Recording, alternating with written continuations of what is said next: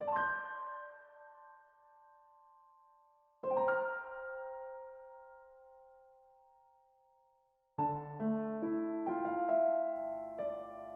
caterpillar and Alice looked at each other for some time in silence. At last the caterpillar took the hookah out of its mouth and addressed her in a languid, sleepy voice. "Who are you?" said the caterpillar. This was not an encouraging opening for a conversation. Alice replied rather shyly, I hardly know, sir. Just at present. At least I know who I was when I got up this morning, but I think I must have been changed several times since then." "What do you mean by that?" said the caterpillar sternly. "Explain yourself." "I can't explain myself, I'm afraid, sir," said Alice, "because I'm not myself, you see." "I don't see," said the caterpillar. "I'm afraid I can't put it more clearly," Alice replied very politely, "for I can't understand it myself to begin with, and being so many different sizes in a day is very confusing." "It isn't," said the caterpillar. "Well, perhaps you haven't found it so yet," said Alice, "but when you have to turn into a chrysalis, you will someday, you know, and then after that into a butterfly. I should think you'll feel it a little queer, won't you?" "Not a bit," said the caterpillar. "Well, perhaps your feelings may be different," said Alice. "All I know is it would feel very queer to me." "You?" said the caterpillar contemptuously. "Who are you?" Which brought them back again to the beginning of the conversation. Alice felt a little irritated at the caterpillars making such very short remarks. She drew herself up and said very gravely, "I think you ought to tell me who you are first." "Why?" said the caterpillar. Here was another puzzling question, and as Alice could not think of any good reason, and as the caterpillar seemed to be in a very unpleasant state of mind, she turned away. "Come back," the caterpillar called after her. "I've something important to say." This sounded promising, certainly. Alice turned and came back again. "Keep your temper," said the caterpillar. "Is that all?" said Alice, swallowing down her anger as well as she could. "No," said the caterpillar. Alice thought she might as well wait. She had nothing else to do, and perhaps after all it might tell her something worth hearing. For some minutes it puffed away without speaking, but at last it unfolded its arms, took the hook out of its mouth again and said, "So you think you're changed, do you?" "I'm afraid I am, sir," said Alice. "I can't remember things as I used. I don't keep the same size for 10 minutes together." "Can't remember what things?" said the caterpillar. "Well, I've tried to say, how doth the little buzzy bee, but it all came different." Alice replied in a very melancholy voice. "Repeat." "You are old, Father William," said the caterpillar. Alice folded her hands and she began. "You are old, Father William," the young man said, "and your hair has become very white, and yet you incessantly stand on your head. Do you think at your age it is right?"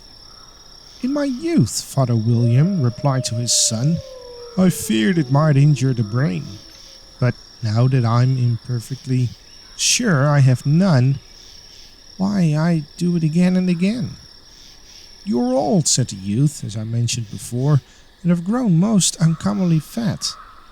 Yet you turned a back somersault in at the door. Pray, what is the reason of that?" "In my youth," said the sage, as he shook his grey locks, "I kept all my limbs very supple. By the use of this ointment, 1 shilling the box, allow me to sell you a couple." "You are old," said the youth, "and your jaws are too weak. for anything tougher than suet. Yet you finished the goose, with the bones and the beak. Pray, how did you manage to do it? In my youth, said his father, I took to the law, and argued each case with my wife. And the muscular strength which it gave to my jaw has lasted the rest of my life. You are old, said the youth. One would hardly suppose that your eye was as steady as ever. Yet you balanced an eel on the end of your nose. What made you so awfully clever? I have answered 3 questions and that is enough, said his father. Don't give yourself airs. Do you think I can listen all day to such stuff? Be off, or I'll kick you downstairs. That is not said right, said the caterpillar. Not quite right, I'm afraid, said Alice timidly. Some of the words have got altered.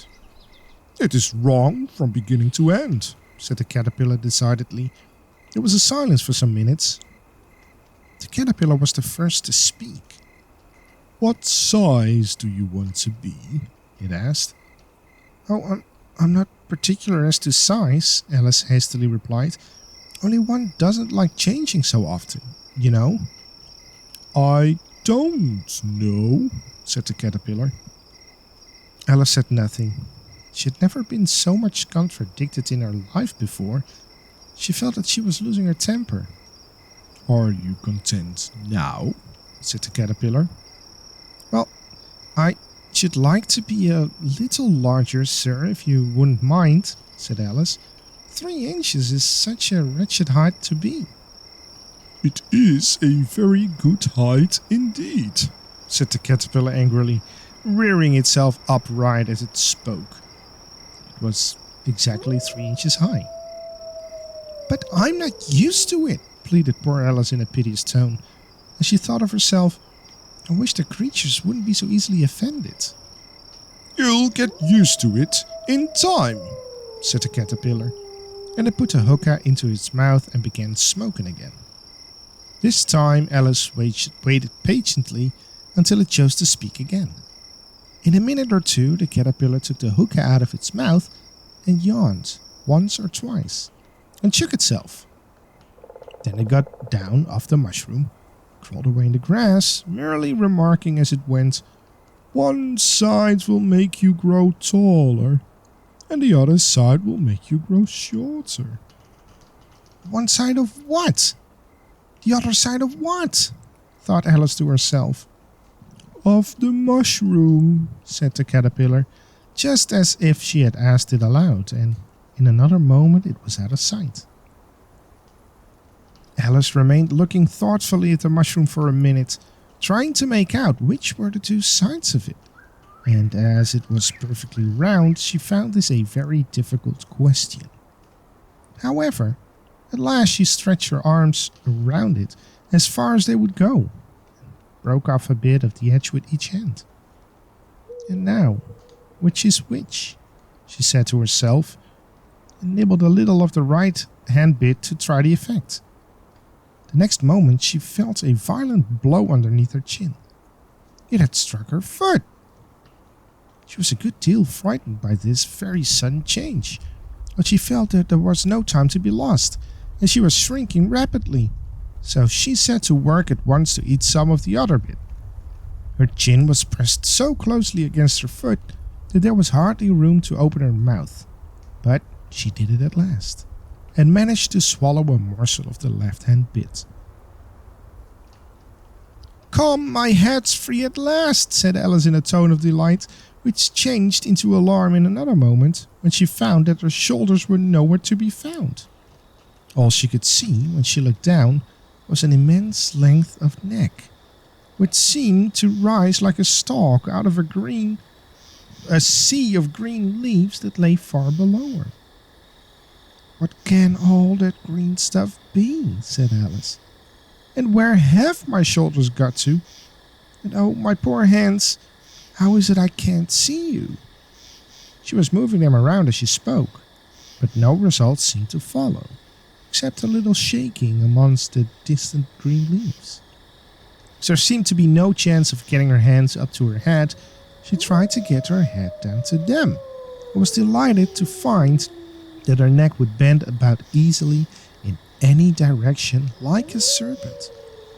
She had just succeeded in curving down into a graceful zigzag, was going to dive in among the leaves, which she found to be nothing but the tops of the trees under which she had been wandering, when a sharp hiss made her draw back in a hurry. A large pigeon had flown into her face and was beating her violently with her wings. "Serpent!" screamed the pigeon. I'm not a serpent," said Alice indignantly. "Let me alone." "Serpent, I say again," repeated the pigeon, but in a more subdued tone, and added with a kind of sob, "I've tried every way, and nothing seems to suit them." "I haven't the least idea what you're talking about," said Alice. "I've tried the roots of trees, and I've tried banks, and I've tried hedges," the pigeon went on, without attending to her. "But those serpents, there's no pleasing them." Alice was more and more puzzled, but she thought there was no use in saying anything more until the pigeon had finished. "As if it wasn't trouble enough hatching the eggs," said the pigeon. "But I must be on the lookout for serpents, night and day. Why, I haven't had a wink of sleep these 3 weeks.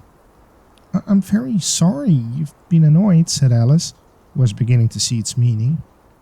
"And just as I'd taken the highest tree in the wood," continued the pigeon, raising its voice to a shriek, "and just as I was thinking I should be free of them at last, they must needs come wriggling down from the sky.